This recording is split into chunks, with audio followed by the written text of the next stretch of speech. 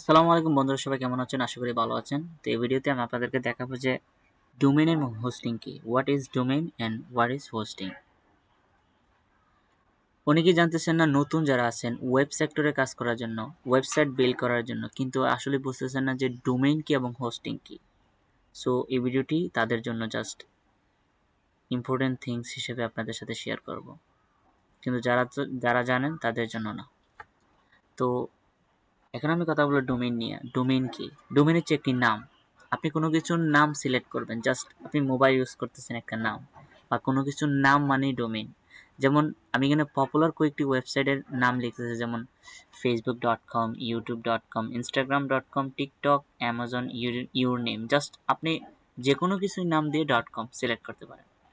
এখানে কিছু commercial extension আপনাদের সাথে কথা বলবো, যে অনেক ওয়েবসাইটে দেখবেন .com লেখা আছে, বেশিরভাগ ওয়েবসাইটই .com, কিন্তু কিছু কিছু ওয়েবসাইটে ORG, .net, .bd, .us, .xyz, .abc।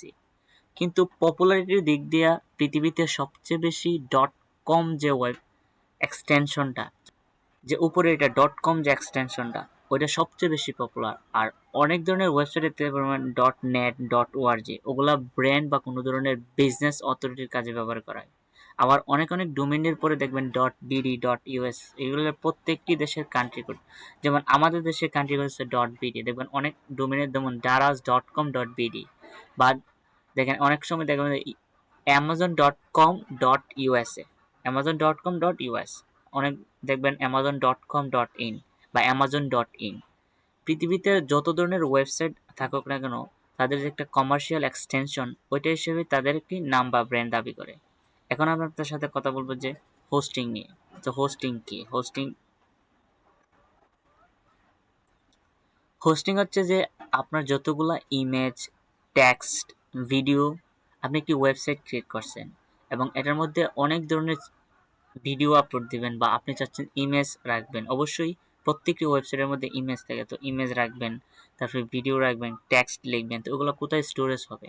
আপনি আপনার মোবাইল ফোনে বিভিন্ন ধরনের ছবি বা ইমেজ যা কিছু আছে আপনার পিক ডাউনলোড করে রাখেন বা গ্যালারিতে রাখেন, ঠিক সেমভাবে আপনার একটি ওয়েবসাইট বিল্ড করার পরে আপনার একটি হোস্টিং লাগবে। তো এখানে কিছু আমি হোস্টিং, যে কয়েকটি পপুলার হোস্টিং আছে অনলাইনে সার্ভিসে, যেমন হোস্টিংয়ার, ব্লোহোস্ট, নেমচেম, গোডেডি, এটো হোস্টিং, সাইটগ্রাউন্ড। এখানে আমি এই কারণেই লিখছি যে এগুলো হলো পপুলার ওয়েব হোস্টিং। জাস্ট আপনি ওটার থেকে মান্থলি বা 1 বছর, 2 বছর, 5 বছর এগুলো থেকে সার্ভিস নেবেন আপনার হোস্টিং সার্ভিস করার জন্য।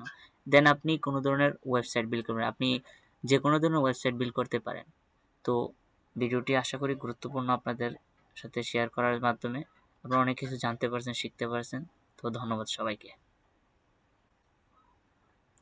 ভিডিওটি যদি গুরুত্বপূর্ণ হয়ে থাকে তাহলে অবশ্যই চ্যানেলটিতে সাবস্ক্রাইব করতে ভুলবেন না।